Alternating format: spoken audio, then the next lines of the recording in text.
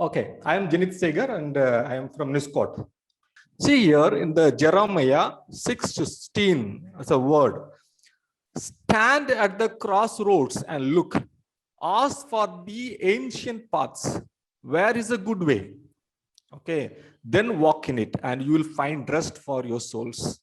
So each and every time in our life, we have dichotomy and like split in between in front of our life, the split of the opinions, split of choices, split of decisions, where to stand, where to go. We are utterly in a confused state. But at that time, ask for the ancient path. What is that ancient path? It could be ethics. It could be, the people, those who have lived so longer in this world with a lot of, aspiration. They have coded certain laws and, principles, and ask for the ancient paths and their experiences. Then you decide where to go and where not to go. The knot is within our hand. Knot is within our hand. We should know whether to, unknot or just to leave it as it is. Choose the right and discard the wrong. Here are few ethical issues in films. We should be aware of it. Okay, some ethical issues. We have been appreciating, even in my class, I was catering a kind of film which is more artistic in nature, aesthetically appealing to our sights. But then we adore, we worship those kind of films. We appreciate, of course, that those things are there. But in spite of all those things, we should also be aware of the ethical issues present, in the film language and film industry. The first one is violence. Okay, it could be verbally, explicitly expressed violence or physical violence portrayed on the movie. Are we aware of this? Who are those people targeted?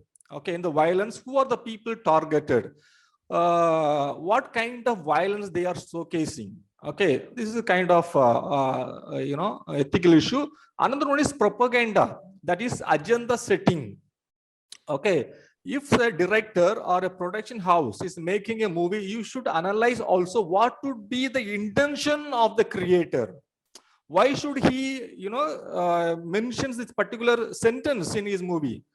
Earlier in those days, Hitler, Mussolini, and even Russians, they used documentaries and films as, as a tool of propaganda to showcase their ideology, to convince their own people that the war is good for the betterment of the people.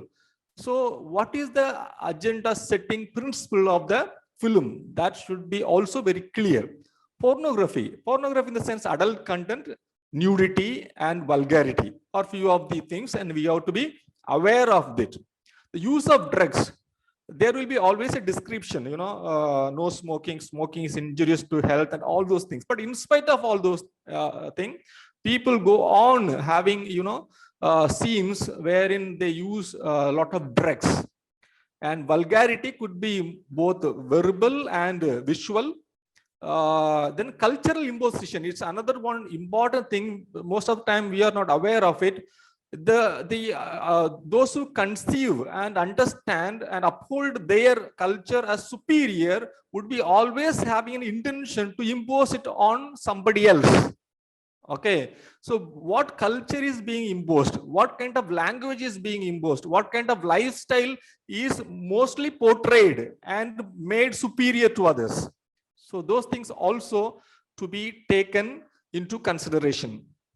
Then male gaze. Okay, what is male gaze? I think Vikas ji was very nicely explaining on that time. Male gaze is just male perspective of female character. For example, women are used just like a pickle. We call it pickle in our language, like in a colloquial language, pickles, just for a for a pleasure seeking kind of pleasure seeking object. Okay, objectification of women in the movies, that is what call male gaze. How do male look at women? That is always highlighted in the movies, not like women looking at males. Okay, so the prominent roles are not given to the women. That is again ethical issues that we should highlight that and understand that. Then commercial importance. From I think in India 1975 onwards, it has been considered as a commercial commodity. Film as considered as a commercial commodity. So the studio people and whoever is putting a lot of money will be always in a side to take more money out of it. So they consider movie as a mere product and the viewers as mere consumers. Okay, so they want to sell a lot of their products to these consumers. So commercial properties and items would be more in those kind of movies. Then vilifications, that happens. It's very obvious. I could see some of the movies like, how minorities are targeted. Most of the Muslims, Christian names will be, villains. Okay, who are the villain? Villain will be having Muslim names. Villains will be having Christian names. Villains will be having minority Hindu names.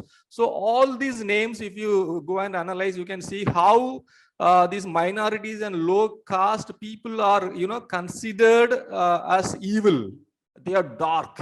They are, not clean. They are, untouchables. Kind of, vilification note is given to this kind of people, and we should be also aware of it. And exaggeration of the realities, which some of the movies it advocates like as if everybody is living utopian and a fictional world, but showcasing only non-real. Of course, movie itself is non-real, but then there will be more of that kind of exaggeration of the realities, which should be also considered ethically. Okay, these are few of the ethical issues we should be aware of. And when you go to students and other people, we should make people understand we should never ever avoid to find out and to notice these ethical issues in films. Okay, that is what I told. Decision making, you should decide what to take, what not to take. You should decide what to take, what not to take. That is, stand at the crossroads and look. That means you are looking at a movie. Ask for the ancient paths. We are the ancient paths. Some people, those who suggest us, this is how you should look at the movie. This is the cine literacy, Cygnus Asia cinema desk. Okay, they are the ancient path, let us say. Based on their guidelines, based on other people's guidelines, look at the movies. Then decide what is right and what is wrong. And there is no one else to say this is right and this is wrong. It's all about your perception of that particular movie. Okay, now, so these many things we have learned on these many days. I just want to consolidate whatever we have, learned. We have learned a lot of things, and how are you going to apply it in the society? That is very important. How are you going to use these knowledge in a proper manner? That is more important. And I have a kind of learning approach, that is transformative learning approach, introduced by Orr in 1992. That is head, heart and hand, a transformative learning approach. What is this transformative learning approach? We have now conceived a lot of things. As I heard a lot of many of you saying, we have learned a lot in these 5 days. Okay, so many things have been taught. So the head, it goes there. Okay, it goes there in the head.